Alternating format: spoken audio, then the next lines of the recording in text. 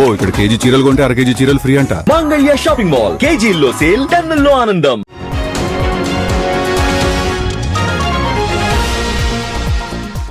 ఐక్యరాజ్య సమితిలో పాకిస్తాన్, అమెరికా లెక్క తెల్చిన భారత్.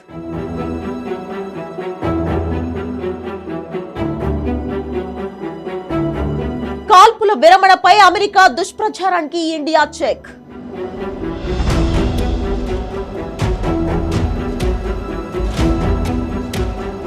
పాకిస్తాన్, అమెరికాకు ఇండియా మార్క్ పవర్ కౌంటర్స్ ఏంటి?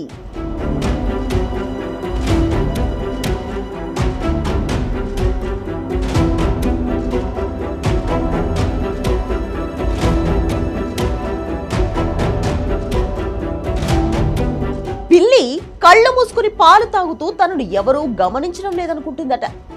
పాకిస్తాన్ వ్యవహారం కూడా అంతే. ఉగ్రవాదాన్ని పెంచి పోషిస్తుంది. ఉగ్రవాద ముఠాలను భారత్ పైకి ఉసిగొల్పుతుంది. అంతర్జాతీయ వేదికలపై మాత్రం ఉగ్రవాదంతో బాధింపబడుతోంది తామేనని ఆస్కార్ రేంజ్ పెర్ఫార్మెన్స్ ఇస్తుంది. తనది కాదని తెలిసి కూడా కశ్మీర్ను వివాదం చేస్తుంది. ఐక్యరాజ్య సమితి సాక్షిగా మరోసారి అదే చేసింది. కశ్మీర్ను టచ్ చేయడమే కాక ప్రపంచం ముందు ఇండియాను విలన్ గా చూపించేందుకు విశ్వ ప్రయత్నాలు చేసింది. Jammu and Kashmir remains one of the oldest disputes on the agenda of the UN Security Council.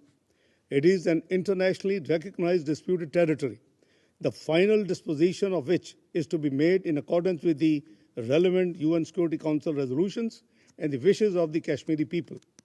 No cosmetic measures can serve. ఐక్యరాజ్య సమితిలో కశ్మీర్ ను టచ్ చేయకుండా పాకిస్తాన్ ప్రతినిధుల ప్రసంగం ఉండదు. పాకిస్తాన్ ఫారెన్ మినిస్టర్ ఇషాక్ దార్ చేసింది కూడా అదే. జమ్మూ కశ్మీర్ వివాదాస్పద భూభాగం అన్న విషయం ప్రపంచం మొత్తానికి తెలుసన్నాడు. ఇదే సమయంలో సింధు జలాల నిలిపివేత నిర్ణయాన్ని లేవనెత్తాడు. 6 దశాబ్దాల ఒప్పందాన్ని భారత్ ఏకపక్షంగా నిలిపివేసిందని గగ్గోలు పెట్టాడు. నిజమేంటంటే ఈ 2 విషయాల్లో పాకిస్తాన్ ఎన్నిసార్లు మొత్తుకున్నా ఒరిగేదేమీ ఉండదు. సింధు జలాల ఒప్పందంలో జోక్యం చేసుకునే సీన్ ఎవ్వరికీ లేదు. ఇక కశ్మీర్ వివాదం అంటారా? అది వివాదాస్పద భూభాగం అన్న విషయం ప్రపంచం మొత్తానికి తెలుసని ఇషాక్ దార్ చెప్పినట్లే కశ్మీర్ వివాదాస్పద భూభాగంగా ఎలా మారిందన్నది కూడా ప్రపంచం మొత్తానికి తెలుసు. అయితే భారత్ మాత్రం పాక్ ప్రతినిధులు కశ్మీర్ను టచ్ చేసినప్పుడల్లా విరుచుకుపడుతోంది. ఇప్పుడు అదే చేసింది. The Indian subcontinent offers a stark contrast in terms of progress, prosperity and development models. On the one hand, there is India, which is a mature democracy, a surging economy and a pluralistic and inclusive society. At the other extreme is Pakistan, steeped in fanaticism and terrorism and a serial borrower from the IMF. As we debate promoting international peace and security, it is essential to recognize that there are some fundamental principles which need to be universally respected. Kashmir పై కారు కూతలకు భారత ప్రతినిధి పర్వతనేని హరీష్ ఇచ్చిన powerful counter ఇది. ఐక్యరాజ్య సమితిలో భారత్ వ్యవస్థాపక సభ్య దేశం.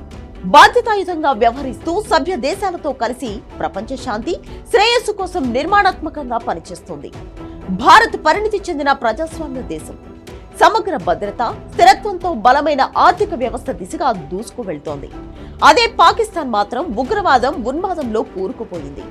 ఐఎంఎఫ్ వంటి అంతర్జాతీయ సంస్థల నుంచి అప్పులు తీసుకోవడంలో పాక్ బిజీగా ఉందని ఎద్దేవా చేశారు. కట్ చేస్తే సీన్లోకి అమెరికా వచ్చింది. Continues to work with parties to disputes wherever possible to find peaceful solutions. In the past 3 months alone, we have seen U.S. leadership deliver de-escalations between Israel and Iran, between the Democratic Republic of Congo and Rwanda, and between India and Pakistan. The United States under President Trump. Ishaq Dar Kashmir అంశాన్ని లేవనెత్తి భారత్ తో చీవాట్లు తిన్న సమయంలోనే సీన్లోకి America రాయబారి వచ్చారు. 3 నెలల్లో Israel, Iran, Congo, Rwanda యుద్ధాలను America ఆపేసిందని, ఇండియా పాకిస్తాన్ యుద్ధాన్ని ముగించింది ట్రంపేనని చెప్పుకొచ్చారు. సరిగ్గా ఇదే సమయంలో ట్రంప్ సైతం మళ్లీ అదే మాట చెప్పి కవ్వించాడు. జపాన్తో వాణిజ్య ఒప్పందం జరిగిందని చెబుతూ భారత్ పాక్ కాల్పుల విరమణ అంశాన్ని ప్రస్తావించాడు. తానే అణుయుద్ధాన్ని ఆపానని, ఒకవేళ ఈ ఉద్రిక్తతలు తీవ్రమైతే 2 దేశాలతో వాణిజ్యాన్ని నిలిపివేస్తామని హెచ్చరించినట్లు చెప్పాడు. అంతేకాదు భారత్ 5 యుద్ధ విమానాలను కోల్పోయిందని మరోసారి రెచ్చగొట్టే వ్యాఖ్యలు చేశాడు. ఇదంతా ప్లాన్ ప్రకారమే జరుగుతున్నట్లు కనిపిస్తోంది. అందుకే ఐక్యరాజ్య సమితిలోనే ఈ ప్రచారానికి ఫుల్ స్టాప్ పెట్టే ప్రయత్నం చేశారు Parvathaneni Harish. And based on the Council statement of 25th April, where members of the Security Council underlined the need to hold perpetrators, organizers, financiers, and sponsors of this reprehensible act of terrorism accountable and bring them to justice, India launched Operation Sindoor, targeting terrorist camps in Pakistan and Pakistan-occupied Jammu and Kashmir, which was focused, measured, and non-escalatory in nature. On achieving its primary objectives, a cessation of military activities was directly concluded at the request of Pakistan. Pahalgam ఉగ్రదాడికి బదులుగా operation Sindoor ప్రారంభించామని, లక్ష్యం నెరవేరిన తర్వాత పాక్ అభ్యర్థన మేరకే కాల్పుల విరమణ ఒప్పందాన్ని అంగీకరించినట్లు హరీష్ వివరించారు. ఇందులో ఎవరి మధ్యవర్తిత్వం లేదని తేల్చి చెప్పారు. అయినప్పటికీ ఈ విషయంలో అమెరికా, డొనాల్డ్ ట్రంప్ వెనక్కి తగ్గుతారన్న గ్యారంటీ లేదు. ఎందుకంటే ట్రంప్ నోబెల్ పీస్ ప్రైజ్ కోసం తాపత్రయపడుతున్నాడు. భారత్, పాకిస్తాన్ వంటి న్యూక్లియర్ పవర్ కంట్రీస్ మధ్య యుద్ధాన్ని తానే ఆపేశానని మళ్లీ చెప్పుకోవడం ద్వారా దానికి దగ్గరవ్వాలనుకుంటున్నాడు. కాబట్టి ఈ దుష్ప్రచారాన్ని ఆపకపోవచ్చు. అయితే ఇక్కడ ప్రధాని మోడీ పైన విమర్శలు వస్తున్నాయి.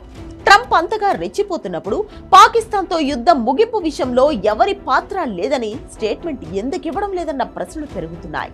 ప్రస్తుతం లోక్సభ సమావేశాల్లో ప్రధాని నోరు విప్పుతారేమో చూడాలి.